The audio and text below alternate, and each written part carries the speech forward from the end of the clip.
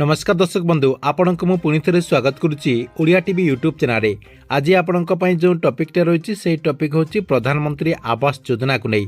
देखंतु आपण मैंने समस्ते जानते जे प्रधानमंत्री आवास योजनार जो वर्कलोड रही से वर्कलोडटी सरकार तरफ केबे दिज्व से नहीं जहाँकि गरीब श्रेणी लोक मैंने अपेक्षा कर रही।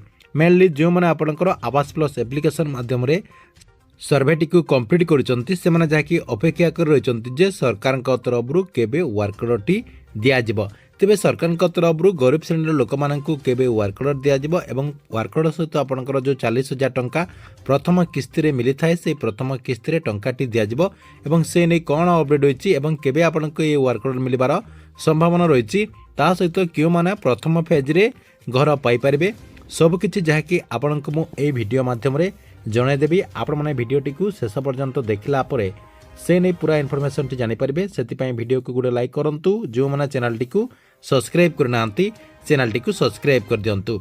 देखंतु आपण मैंने समस्ते जानिथिबे जे किछि दिन तले पंचायती राज मंत्री रवीन नारायण नाग जहाँकि घोषणा करथिले जे प्रधानमंत्री आवास योजनार जो वर्कलोड रही से वर्कलोडटी नवेम्बर मासरे मिलिबो बोली कहिथिले, किंतु नवेम्बर मासरे मध्य मिलिला नाही।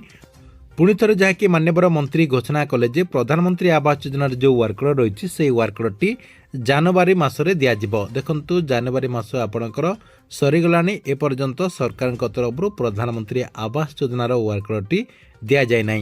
तेबे केते तारीख सुधा अर्थात केबे सुधा आपणको आपणकर जो वर्कलोड रही से वर्कलोडटी मिलिबार संभावना रही। देखंतु आपणको मु जणाई दउची जे सरकार तरफ एपर्यंत ए नहीं कौनसी ऑफिशियली अपडेट आसी नहीं।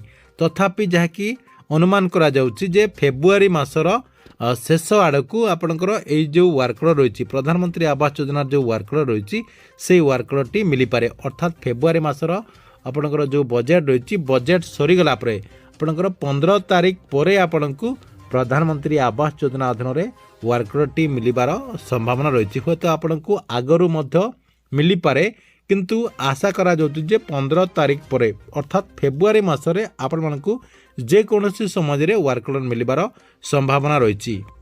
तेबे देखंतु केउ मानकु आपणकर प्रथमे वर्कलोडटी मिलिबो।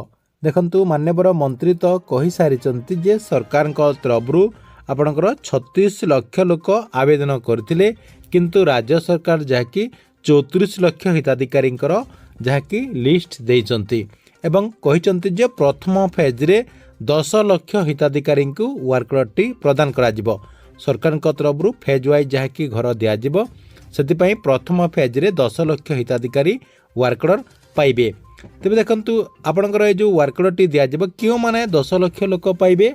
देखंतु जो माने ठीक ठाक रे आवेदन करचंती आपणकर ना आधार नंबर एवं आपणकर अकाउंट नंबर टी आधार कार्ड रे डीबीटी एक्टिव रहितिबो, ता सहित आपण माने चाल छपर घरे रहउतबे एवं पूर्वरु प्रधानमंत्री आवास योजना अधीन घर पाई नथिबे से मानकु जहाँकि सरकार तरफ प्रधानमंत्री आवास योजनार घर प्रथम फेज रे दिज्व।